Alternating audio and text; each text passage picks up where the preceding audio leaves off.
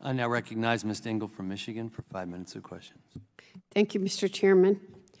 I want to say to my colleagues, we all want the facts.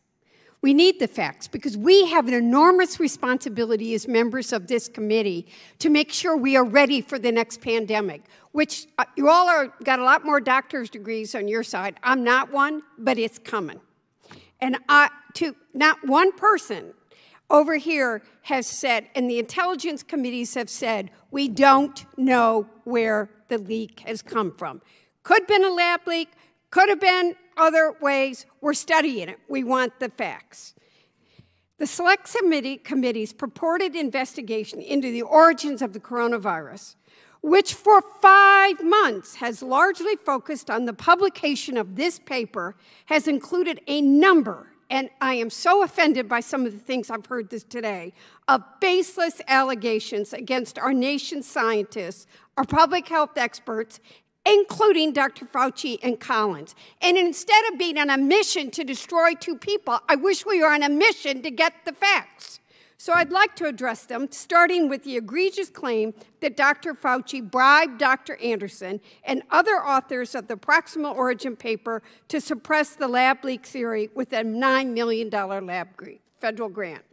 Dr. Anderson, in your written testimony, you described these allegations as, quote, absurd and false, and explained that key funding decisions for this grant, including its scoring and review by independent experts, was made even before the first outbreak of COVID-19.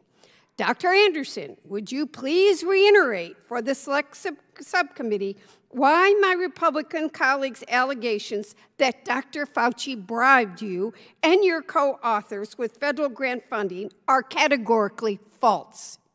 They are categorically false.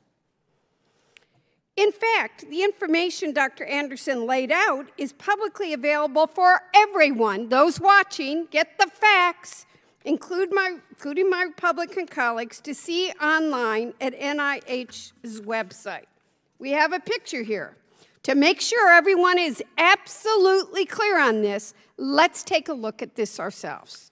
As you can see here, NIH's grant database plainly notes, facts, I like facts, that this grant passed through the NIH's Scientific Merit Review in November 2019.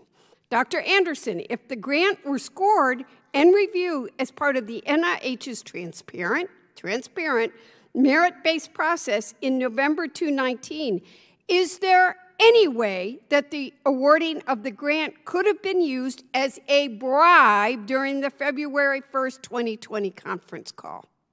Excluding the possibility that somebody is a time traveler, no, that is just not possible given the timeline. Dr. Gary, do you agree? I agree.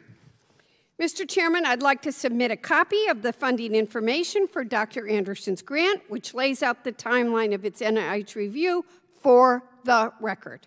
With my remaining time, I'd like to— Without objection. Thank you, Mr. Chairman. I'd like to address the broader allegation that Dr. Fauci and Dr. Collins were involved in any sort of campaign to suppress the lab leak theory through the publication of proximal origin. Dr. Anderson and Dr. Gary, you sat for nearly 20 hours of transcribed interviews with Select Subcommittee staff. During those interviews, you were asked questions about Dr. Fauci and Dr. Collins' involvement with the paper.